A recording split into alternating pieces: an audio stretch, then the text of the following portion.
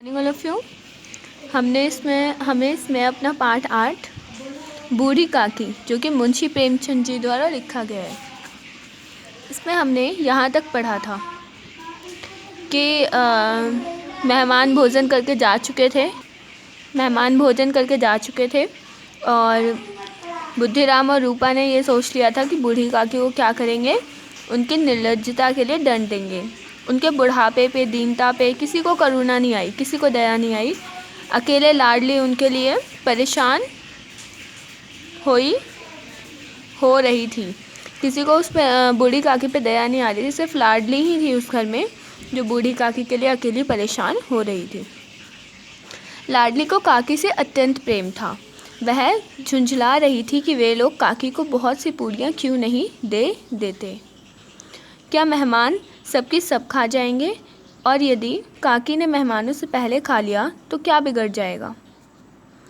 वह काकी के पास जाकर उन्हें धैर्य देना चाहती थी, परंतु माँ के डर से न जाती थी।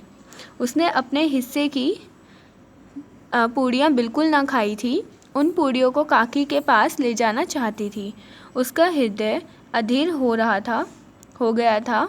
बूढ़ी काकी मेरी बात सुनते ही उठ बैठेंगी, पूड़ियाँ देखकर कैसी प्रसन्न होंगी, मुझे खूब प्यार करेंगी। तो जो लाडली थी वो क्या सोचती है, लाडली को काकी से अत्यंत प्रेम था। लाडली काकी से बहुत ज़्यादा प्यार करती थी। वह इस बात पे झुंझला रही थी लाडली कि काकी को ये पूड़ियाँ क्यों नहीं दे देते, क्या सारी मेहमान खा जाएंगे, और अगर वो मेहमान से पहले खा जाएंगी तो क्या बिगड़ जाएगा। और काकी के पास जाकर उन्हें धैर्य देना चाहती थी, पर क्या करे, वह अपनी माँ से डरती थी, इसलिए वो नहीं जा रही थी। पर उसने अपने हिस्से की पूड़ियाँ बिल्कुल भी नहीं खाई थी। वो पूड़ियाँ उसने बचा के रखी थी, किसके लिए, बूढ़ी काकी के लिए। उसका हृदय बहुत ज़्यादा अधीर हो गया था। बूढ़ी काकी मतलब वो ये सब सोच रही थी अब लाडली कि बूढ़ी काकी जब मेरी बात सुनेंगी कि मैं उनके लिए पूड़ियाँ लाई हूँ तो वो क्या करेंगी, सुनते ही उठकर बैठ जाएंगी, पूड़ियाँ देखकर बहुत प्रसन्न होंगी, मुझे खूब प्यार करेंगी। वो ऐसा सोच रही थी लाडली। रात के 11 बज गए थे। रूपा आंगन में पड़ी सो रही थी। अब क्या हुआ, रात के 11 बज गए थे और रूपा क्या कर रही थी, आंगन में पड़ी सो रही थी। लाडली की आंखों में नींद न थी। काकी को पूड़ियाँ खिलाने की खुशी उसे सोने न देती थी। जब विश्वास हो गया कि माँ सो रही है तो वह चुपके से उठी और बूढ़ी काकी की कोठरी की ओर चली। तो क्या हुआ, रात के 11 बज गए थे। रूपा आंगन में पड़ी सो रही थी, पर लाडली को तो नींद नहीं आ रही थी क्योंकि वो काकी को पूड़ियाँ खिलाना चाहती थी। तो इस खुशी में वो सो नहीं पाई। जब विश्वास हो गया कि अम्मा सो रही हैं, जब उसे ये विश्वास हो गया कि उसकी माँ सो रही हैं, तो वह चुपके से उठी और बूढ़ी काकी की कोठरी की ओर चली। बूढ़ी काकी को केवल इतना याद था कि किसी ने मेरे हाथ पकड़कर घसीटे और फिर ऐसा मालूम हुआ कि जैसे कोई पहाड़ पर उड़ाए लिए जाता है।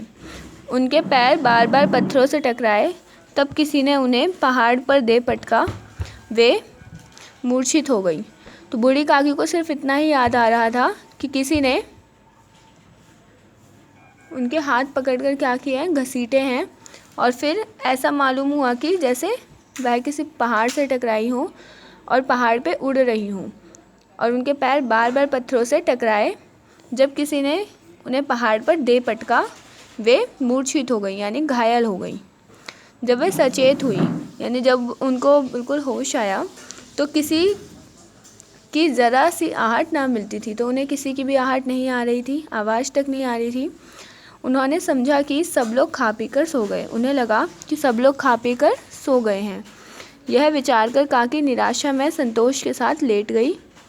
ग्लानि से गला भर भर आता था, परंतु मेहमानों के डर से रोती न थी। यह विचार कर जब उसने यह सोचा, तो ये जो निराशा हुई उसको, उस निराश में संतोष के साथ वो लेट गई, और ग्लानि से उसको बार बार रोना आता था, पर वो मेहमानों के डर से रो नहीं पाती थी। बूढ़ी काकी, सहसा उनके कानों में आवाज़ आई, काकी उठो, मैं पूड़ियाँ लाई हूँ। काकी ने लाडली की बोली पहचानी। झटपट उठ बैठी, दोनों हाथों से लाडली को टटोला और उसे गोद में बैठा लिया। लाडली ने पूड़ियाँ निकाल कर दी। तो क्या हुआ, अचानक से कानों में किसकी आवाज़ सुनाई दी? लाडली की। क्या बोली वो? काकी उठो, मैं पूड़ियाँ लाई हूँ। काकी ने लाडली की बोली पहचान ली और झटपट उठ बैठी, दोनों हाथों से लाडली को टटोला और उसे गोद में बिठा लिया। लाडली ने पूड़ियाँ निकाल कर दी। आगे हम नेक्स्ट क्लास में करेंगे। Thank you for listening me.